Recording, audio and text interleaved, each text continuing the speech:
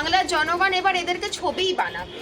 Supreme কোর্টে গিয়েও মাইলর্ডেই শুরু, মাইলর্ডেই শেষ হয়ে গেছে। আর উনি বক্তব্য ওনার কোনো পেশও করতে পারেন। আর উনি কি হয়েছে, ফলাফলে তো উনি বিগ জিরোই আছে। পরম্পরায় ভাইপো রাজনীতি আজকে কবিতায় নেমেছে।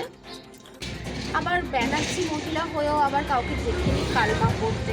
এবং শাসক দলের নেতৃবৃন্দরা তারা জানে যে এরপরে আমরা এবার ছবি হয়ে যাব। স্পষ্ট কথা, মিঠুনদার ডায়লগ একশো বলেই ছবি। আসলে ওরা জানে যে বর্তমান রাজ্য সরকার এবং শাসক দলের নেতৃবৃন্দরা তারা জানে যে এরপরে আমরা এবার ছবি হয়ে যাব। স্পষ্ট কথা, মিঠুনদার ডায়লগ একশো বলেই ছবি। বাংলার জনগণ এবার এদেরকে ছবিই বানাবে।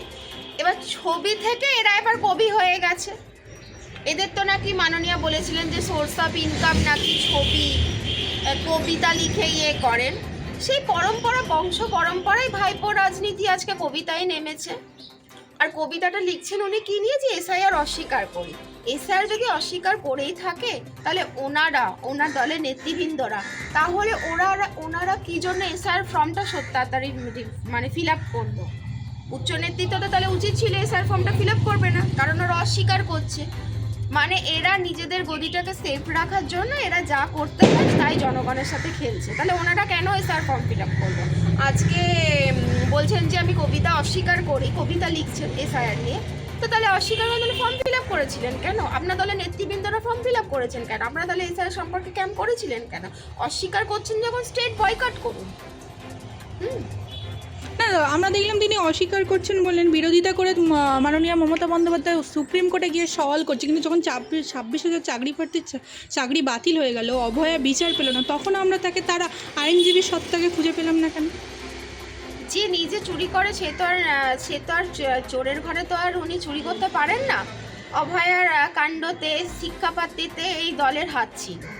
দলেতে দেখা গেছে তারা মুখ্য সাপোর্ট করেছে, তাহলে ওরা কি করে করবে? কিন্তু এসআইআর এর ব্যাপারটা তো, এটা তো মানে এই চোরেদের তো হাত নেই, এটা তো কেন্দ্র সরকারের নেতৃত্বে চলছে।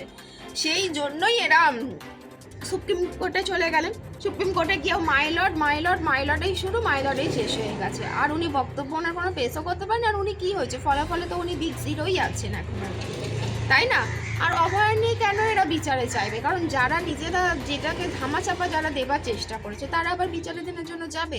এটা বাংলার জনগণ কি বোঝেনি? কি বাংলার জনগণ সবই বোঝে।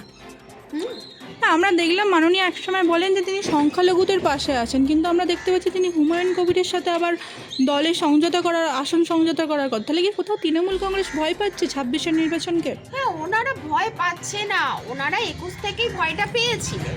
21 থেকে পেয়েছিলেন বলেই না ওরা বিজেপি কর্মীদের খুন অধিক মাত্রায় দেখা গেছে। অধিক মাত্রায় আরও কি করে চুরি করা যায় সেখানে দেখা গেছে।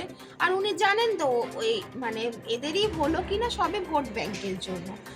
ইনি এখন হিন্দুদেরকে মন্দির ফন্দির দিয়ে উনি ভুল বোঝাচ্ছেন। এবার অপর নেতৃত্ব যারা অন্য দলে আছে তাদেরকে উনি আরেকটুখানি মাথায় হাত বুলিয়ে তাদেরকে বোকা বানানোর চেষ্টা করছে। সবই এটা ভোট ব্যাংকের রাজনীতির জন্যই করছে। মমতা বন্দ্যোপাধ্যায় তো বলেন আমি সংখ্যালঘুদের পাশে আছি। তাহলে সংখ্যালঘুদের পাশে যদি উনি আছেন তাহলে হিন্দুদের পাশে উনি কেন নেই? উনি হিন্দুদের পাশে, সংখ্যালঘুদের পাশে আছেন বলছেন। কটা গির্জাতে গিয়ে ওনাকে বাইবেল পড়তে দেখা গেছে। কত গির্জাতে উনি ডেভেলপ করেছেন। যারা গির্জার পাশে যা আলাদা স্পেশাল করে হসপিটাল করেননি কেন? উনি যখন বলছেন যে সংখ্যালঘুদের পাশে আছে, হিন্দুদের জন্যই বা উনি কি করেছেন? উনি কোনো ধর্মেরই নয়, ওনার ভোট ব্যাংকের জন্য যাকে যেভাবে দরকার পড়ে সেভাবেই। মাননীয় হিন্দু নয় সেটা আমি বলতে পারবো না। ব্যানার্জি টাইটেলটা জানি, যথারীতি জানি হিন্দু। আর আবার ব্যানার্জি মহিলা হয়েও আবার কাউকে দেখিনি কালমা পড়তে, ঠিক আছে?